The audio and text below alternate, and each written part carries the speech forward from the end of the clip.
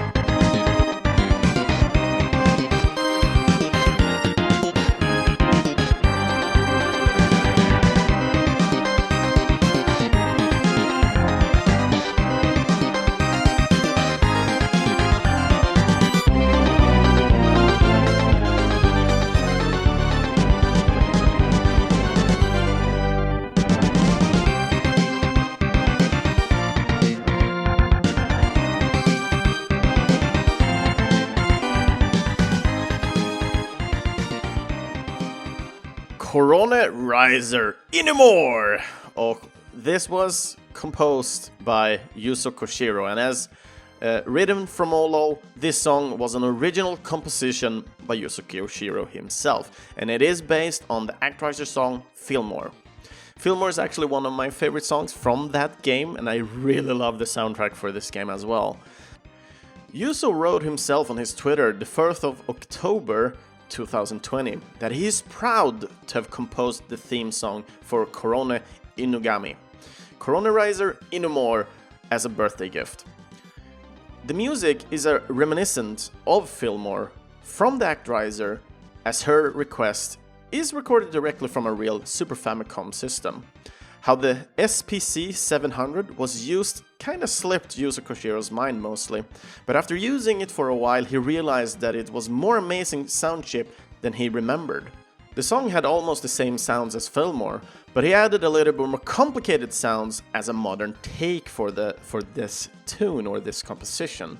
And you can really hear multiple sections of the song really reminds you of Fillmore. For example, the kind of upbeat or the drop kind of goes in, and right there at the end before I faded out, kind of remembered before they kind of repeated the section all over again. And I really love all these small references, but I really like the new take that he added to for this modern take, so to speak, that he wrote on his Twitter. I really love all this song, and when Olol basically showed this to me, I was like listening to this song for like 2 days straight. It is so freaking good, and I really love it.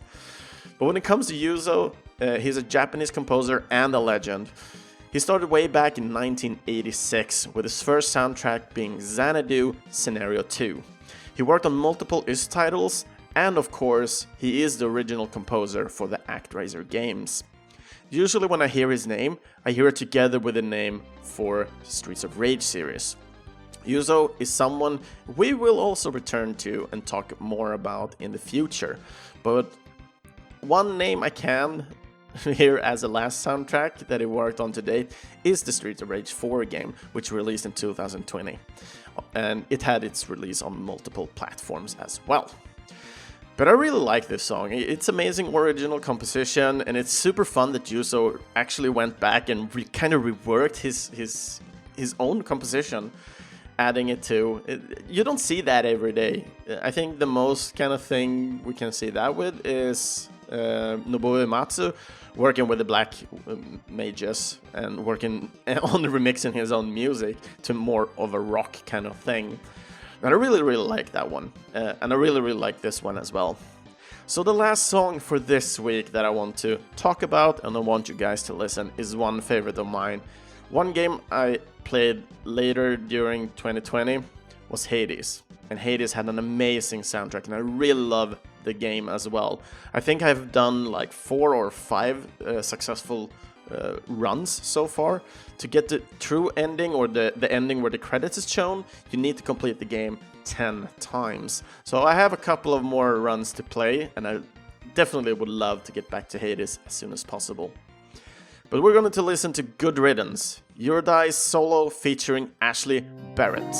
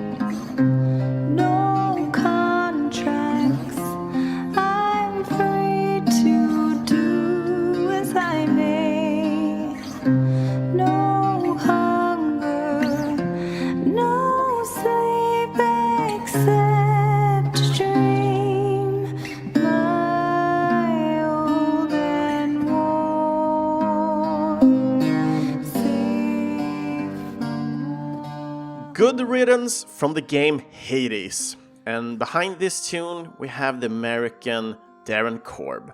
And the game was both released and published by the American studio Supergiant Games.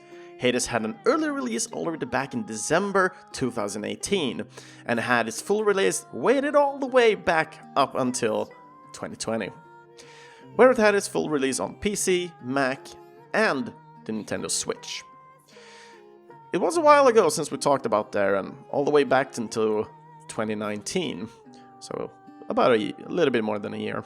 But Darren haven't released any new titles ever since, and the other full release that he has done is Hades. So we will see what will happen in the future. Darren Korb have only worked on games, at least for professional what I can see, for Supergiant Games as well, with Bastion and so on. But Hades is a freaking amazing game. The music is stunning, the story is amazing, even though it is like a roguelite-like kind of game. I really like the whole thing. Everything is connected. And even though you're dying like 10,000s of times, you're still earning those small points all the time. You can upgrade Zagreus that you are playing. So you're basically trying to escape hell, basically.